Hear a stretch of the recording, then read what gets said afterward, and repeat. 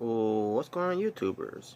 It's the Natural Born Thriller, and welcome everyone to All Elite Wrestling Review, this show from October 16th, 2019, and this will be AEW Dynamite results where pertains to what happened in uh, Philadelphia, Pennsylvania, and your commentators were good old JR Jim Ross, Excalibur, and Tony Schiavone. So let's get right into it, folks. After I did my AEW, Dark review, which I should have done this first before I started doing that AEW Dark review, but whatever. Um, but anyways, but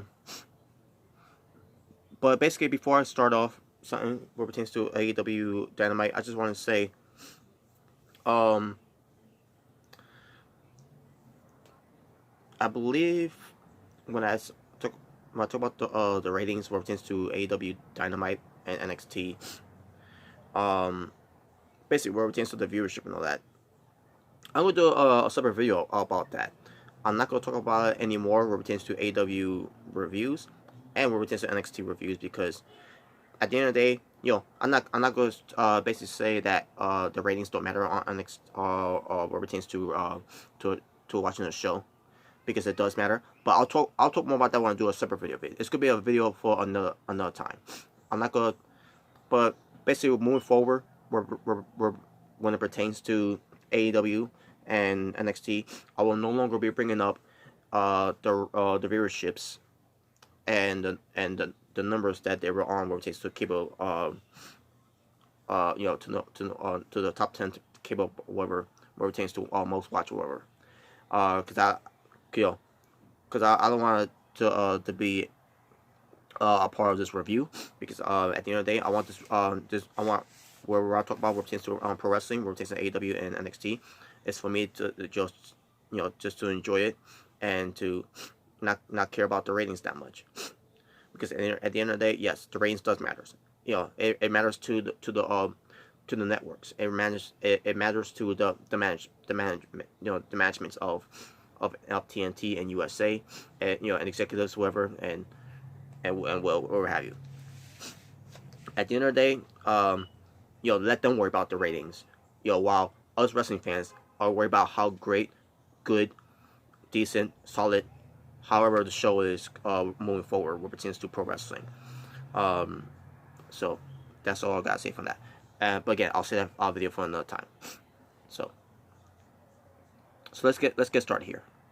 So we get SCU versus the Best Friends. What pertains to this and AEW World Tag Team Championship Tournament starting off. So what pertains to SCU is Christopher Daniels and Frankie Kazarian, known as where they're been known as Bad Influence from TNA Wrestling / Impact Wrestling, and what pertains to Ring of Honor, they were known as The Addiction. So they come out and they get ready to have this match. All of a sudden, the Lucha Brothers attacks SCU from behind. They take out basically Pentagon Jr. takes out Christopher Daniels with the package power driver. And then those go do the same thing to Frankie Kazarian. But all of a sudden, Scorpio Sky comes out and for the save. And Lucha Brothers retreated. And we see the Young Bucks coming out, Matt and Nick Jackson, working behind the scenes, to check out Christopher Daniels. I forgot who else came out as well. We're a chance to check out Christopher Daniels, but at this point, Christopher Daniels could not compete, so he was stretched out, and all of a sudden, Scorpio Sky decided to take his place because he is part of SCU. So referee Rick Knox allows it to for Scorpio Sky to take Christopher Daniels' place. So it is representing SCU is going to be Scorpio Sky and Frankie Kazarian versus the Best Friends, which is Trent Barella and Chucky T. One moment, folks.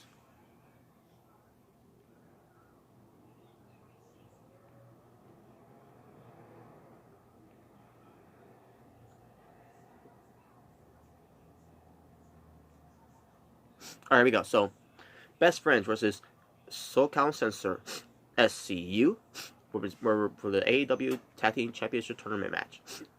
Match itself, it was solid. And there were a few sloppiness, and a few botches, especially on the finish where Scorpio Sky and Frankie Kazarian with a powerbomb, and Scorpio Sky was supposed to go for a backstabber, but instead he botched it, and it ended up being a powerbomb dropkick combo instead. It was a weird finish, but basically SCU wins. And also what pertains to this match as well, because Scorpio Sky was not just to compete, because I had to happen with Christopher Daniels, because of the Lucha Brothers. He had to wrestle in jeans and in shoes, and he lost one of his shoes because Chuck Taylor, Chucky T, took his shoe off and starts biting his foot, and then he took his other shoe off and threw it to the crowd, and then the crowd threw it right back at Scorpio Sky. I thought that was funny. And there was a point where the crowds were chanting, "He's got one shoe." And then at one point he's got no shoes, and then all of a sudden that whole thing with the crowd threw it back at Scorpio Sky. But SU isn't winning.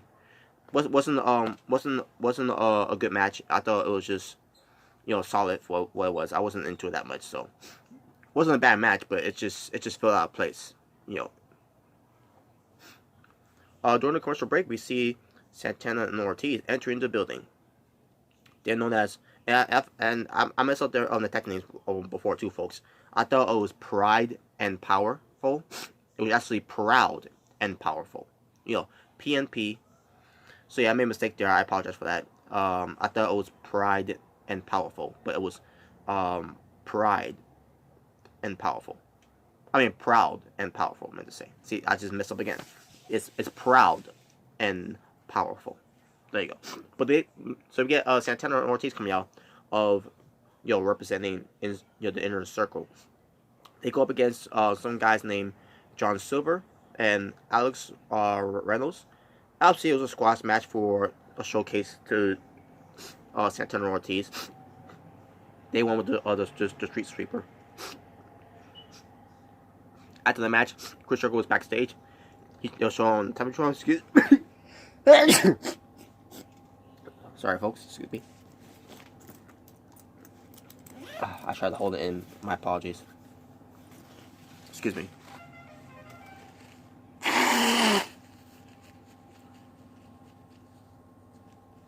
That's better.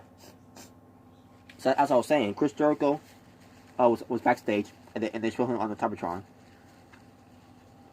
and he's getting ready for his match later on against Darby Allin in the main event for the AEW World Championship, which is going to be no disqualification. I'll get to that momentarily, but Chris Jericho talks about he basically clapping for his boys for winning, and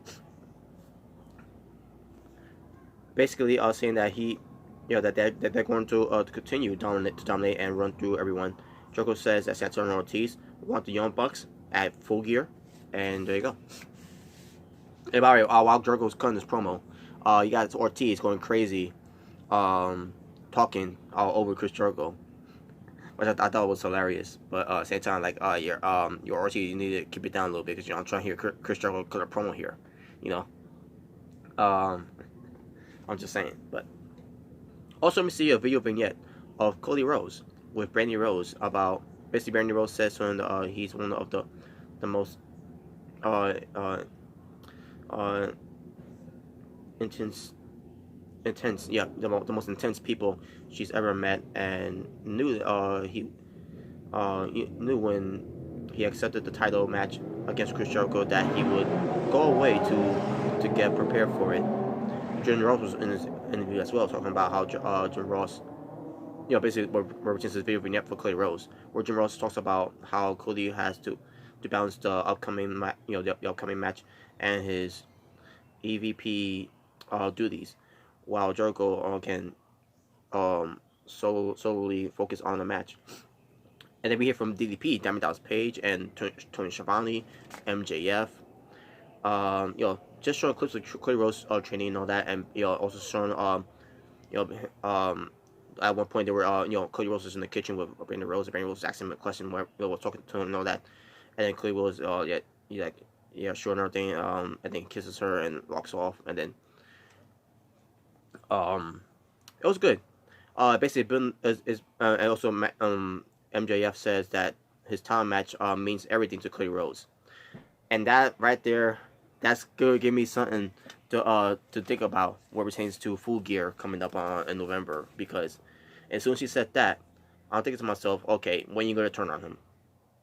That's my thought and process. Well, after seeing this, when you gonna turn on him? You know.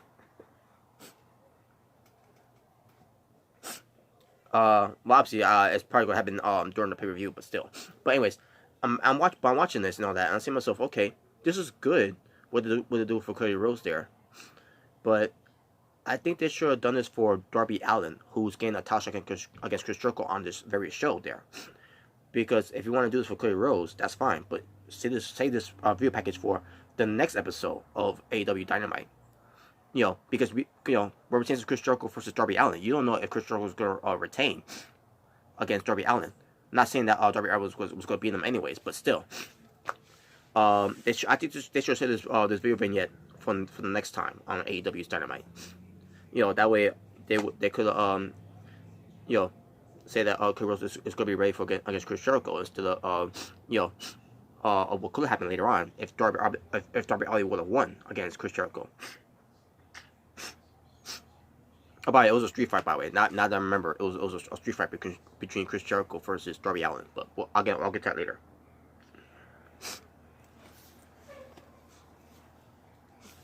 So next we get to AEW Women's World Championship.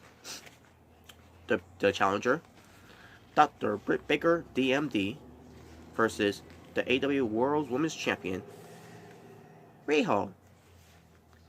So match happens. And it's been a good match.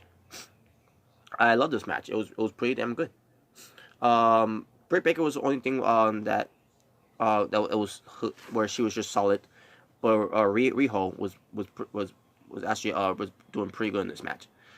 At one point we have Riho in the lockjaw by Britt Baker, which is a modified Rings of Saturn. Well, it is a Rings of Saturn, but also a combination of the Mandible Claw. Because before I was complaining about it before, what pertains to that, what pertains to doing this. But they also explained that it's basically a Mandible Claw in a way, because Mankind's been doing that for years. Mick Foley, where so that's basically why I'm gonna let give it a pass and all that. But at the same time, what if someone tried to do that move to Britt Baker? Would that be allowed? If that were done. If they were done to Britt Baker, I don't know if it will still count on that, but we have to wait and see. But it also depends how Britt Baker's character is going to be developed on AEW. But anyways, so the lockjaw was on to Riho, but Riho was doing this, and while Britt Baker's with her hands, open wide, that. So she finally did it, but then Riho counters into a row to get a sneak win on Britt Baker. So your winner, and still the the AEW World's Women's Champion, I meant to say, Riho. After the match, Britt Baker didn't look happy as Riho shook the hand to Britt Baker. Britt Baker shook her hands, so some sportsmanship, and there you go. We got an update about Christopher Daniels' injury, that he suffered a stinger because of that package power drive on the rampway. Which, by the way, I didn't get to mention that too. By the way, it was a package power drive on the rampway. So Christopher Daniels could be out for, I believe they said for 4 to 6 weeks. That's their word, not mine. But then we get to the Lucha Brothers, Pentagon Jr. and Phoenix versus the Jurassic Express, where pertains to this AEW Tag Team Tournament match, which it featured only Jungle Boy and Marco Stunt. And the reason why it only features those two is because Luchasaurus during that time, on that day, I meant to say, he suffered a thigh injury while training. And I think what pertains to his injury, they may say about him being out for 6 to 8 weeks. I think. I could be wrong, but again, but don't take my word for it. But anyways, but as far as this match was, where pertains to not having Luchasaurus in the match, this ended up being a very good match. This was match of the night here. Yes, and I understand what people were saying about Marco Stunt. How is it believable with him? With being a little short guy. Well, what about Riho? I said the same thing about Riho. Look at her. She's AEW World's Women's Champion. I'm not trying to say that Marco Stunt could be a world champion in the future. And here's the thing: when it pertains to Marco Stunt, I don't see him being world champion. No disrespect to Chris Jericho, but pertains his comments about Marco Stunt because of how short he is. Because people were going after Marco Stunt and say, "Oh, it's not believable. He's too short. How can anyone believe that he could be a good wrestler?" He is a good wrestler. He is good. I had no issue with him being a wrestler. The one issue I have with him though is with him doing that stupid floss dance. I'm not seeing a woman doing the floss dance, but why are men doing that floss dance? Unless a men may just invent that dance move, which I still think is a stupid dance move anyways. But still, that's the only thing I have an issue with Marco Stunt. But as far as his wrestling, it's fine. I don't mind him wrestling. Like a representation of Mr. Jr., a Spike Dudley, a Nunzio, Lil Greedo, whichever you want to say. Lil Greedo. Not Lil Greedo. Lil Greedo. Yeah, I got right at first. Lil Greedo. I said Lil Greedo again. Lil Greedo. Damn it. Point is, we got lots more guys. And yeah, I get it. Marco Stunt is way small. He look like a child. I get it. But I'm not gonna hold that against him. But in the end, Marco Stunt is getting the loss here. Pentagon Jr. went for the arm to break the arm, snapping it, going for the package power driver, double foot stunt combo. Basically Cerro Romero. And the Lucha Brothers advances to the semifinals. And yeah, I can't wait. I can't wait to see that match too. Which I kind of already did though, but still, because again I'm late doing these reviews, so I apologize for that. All right, and now we get Jon Moxley. He says one injury isn't going to keep him down. The pecking order is still him at the top. And he says that he wants the Mount Kenny Omega's head on his wall. And he says some other things too. I'm trying to remember, but it was something that pertains to him being so sadistic. So let me get to this match here. Pac, who's the bastard, and Jon Moxley, who is the Mox. Just saying. First is the Hangman, Adam Page versus and Kenny Omega. So this was a tag team match where I thought it was pretty decent. And that's nothing too. We were getting a lot of tag team matches here on the show. Other than the AEW World's Women's Championship match. But there was a lot of tag team matches on the show here. And then also pertains to later on for the AEW World's Championship. But yeah, it was basically a tag team extravaganza, in a way, for this episode of AEW Dynamite. But I still enjoyed it though. By the way, it was also Kenny Omega's birthday, which probably happy late birthday to Kenny Omega. And the crowd were chanting happy birthday to him. So yeah, anyways, the match, like I said, it ends up being pretty good. At one point, Omega brought out the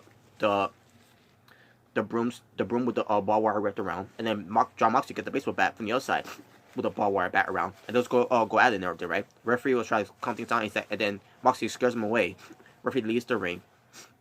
So Moxley, I think he did miss the baseball bat on Omega, and then Pac got in there, took out the broom, took out the bat, that's right around barbed wire. Oh my god! Hope Pac didn't comes up there, and sure enough he did. He got a deep cut because of that. And he's like, basically, mocking, he's basically, saying to Moxley that, think, you're gonna get the squad fight and everything, everything's gonna count, we're taking wins and losses, you idiot. So Moxley, gives him the paradigm shift.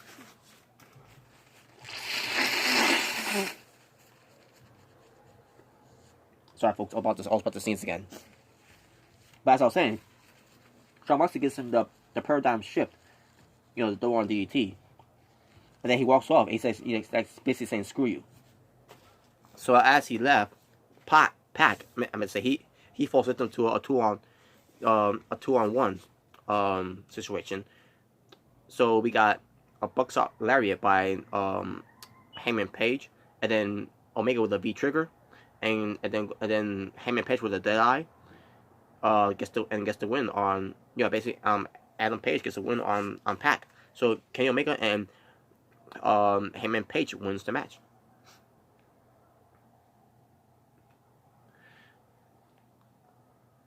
So then those matches also announced for the next episode of AEW Dynamite, where it pertains to Private Party versus the Lucha Brothers to continue on the tag team championship tournament.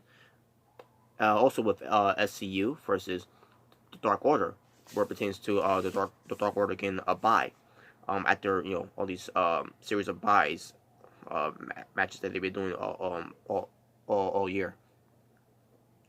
And then with Britt Baker is going to be in action because they're going to be in her hometown of Pittsburgh, Pennsylvania, which they're going to be calling it Bricksburg for on behalf of the hometown girl and Britt Baker, who's from Pittsburgh, Pennsylvania. So the Young Bucks will be in action as well, and also Pac versus Jon Moxley was announced because of the incident happened in the ring during that tag team match that Pac basically caused Moxley to snap on him. So, and now the main event. Before we get to that, I want to count the Tomar wrestlings before we get to that main event match that I want to talk about. So we had 2 tag team matches. That was a tournament. And we had other tag team matches that were that one of them was the showcase Santana and Ortiz, and then the one that was an attraction. And then you got 2 championship matches. So basically 6 matches. All right, I'll talk about that later on too. When I go for the closing of this review. Now, here we go. Chris Jericho versus Darby Allin in the Philadelphia Street Fight for the AEW World Championship. Chris Jericho was coming out looking like the Painmaker from New Japan Pro Wrestling, because what pertains to Darby Allin with his war paint, and because of how he carried himself, Chris Jericho decided to debut the Painmaker to AEW. With Chris Jericho's own face paint from his eyes, from his lip, and the jacket and all that, and the Painmaker. That was Chris Jericho's personas from New Japan Pro Wrestling, represents to the Rainmaker, Kazuchika Okada. It also represents to going up against guys like Tetsuya Naito, and now it's going to be with Hiroshi Tanahashi as well later on in New Japan. So Chris Jericho is bringing in the Painmaker against Darby Allin in the street fight. So the match happens. A skateboard was involved as a weapon, but not by Darby Allin, by Chris Jericho. A steel chair was involved, and at one point Chris Jericho ties up Darby Allin's hands together to the back to prevent him to do anything, but it backfired because Darby Allin ends up fighting back with his foot. He starts doing some crazy stuff in there. Also a kill stick was missing as well. And now I'm hearing the commentators on commentary saying this may be a street fight, but it's also rope breaks in street fights. What? No. There is no such thing as a rope break in street fight matches. Just like there's no disqualifications in street fight matches. Because here's the thing, what is that? Chris Jericho got the lion the lion tamer, the lion tamer on Darby Allin. I believe it was that. Let me see.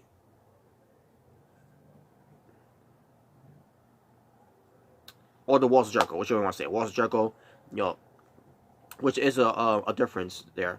The Walls of Jericho is the Boston Crab, but the Lion Tamer is the Boston Crab, but the way he does it, he elevates his opponent's body. But still, but Darby Allin locks in the Fujiwara armbar. Chris Jericho reverses to the Walls of Jericho. Darby Allin gets the ropes, and then the referee of the match, Audrey Edwards, says, "Let go." And she's counting 1, 2, 3, and I say to myself, it's a street fight. And then the crowds were chanting, "It's a street fight. It's a street fight." I like why is there rope breaks in street fights? And why you try to count Chris Jericho? If you don't let go, I'm gonna disqualify you. You can't disqualify him. It's no rules in street fights. It's a street fight. So yeah, I thought that was stupid in AEW's part for doing that. And then even worse, so you have Audrey Edwards being distracted by Chris Jericho, while Darby Allin's on the top rope there, with his hands taped up from behind, and Jake Hager sneaks in, punches Darby Allin off of the apron. He falls around on his face because referee didn't see it. And I see myself, oh my god, again. So rope breaks. You got to 5 to break it, or I'm gonna disqualify you. And interference from Jake Hager. It's a street fight. There are no rules in street fights. Anyone can interfere, and it's okay. And anyone, I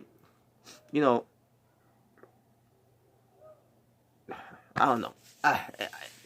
They made it so confusing. Like, why would they even do that? But anyways, eventually Chris Jericho goes for the Lion Tamer. Darby Allin had no choice but to say, but he couldn't tap out, so he basically said, I give up.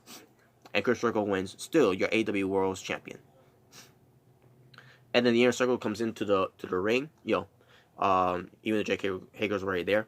Basically, you also have Sammy Guevara. You have Proud and Powerful and Santana Ortiz come in. And they were in the ring celebrating Chris Jericho's victory. Still being the AEW World Champion with a little bit of the bubbly. And that's how the show went off the air. Tomorrow wrestling for AEW Dynamite from October 16, 2019. 6 matches. My overall rating for the show, I'm gonna go with a 7 out of 10. I was thinking about giving it an 8 out of 10, but after that whole street fight confusing in our minds, because just rope breaks, I'll disqualify you if you don't let go. And then Jake Hager interfering, even though it's okay for him to interfere. Doesn't matter if the referee sees it or not. Even if the referee does see it, it was still it was a mess. So I had to take a point away from that from AEW. So don't be like WWE now when it pertains to that. Like what happened with Hell in a Cell. Referee calling for DQ. Seth Rollins after he did to the Fiend Bray Wyatt. Just saying. 7 out of 10. I'll be generous. I was thinking about giving the 6 because of that too as well, but I'll be generous. 7 out of 10. With that being said, thank you all for watching for It's the Natural Born Driller, saying peace on the streets. For this was your All Elite Wrestling review where it pertains to AEW Dynamite. Until next time, where it pertains to this All Elite Wrestling review, take care, folks.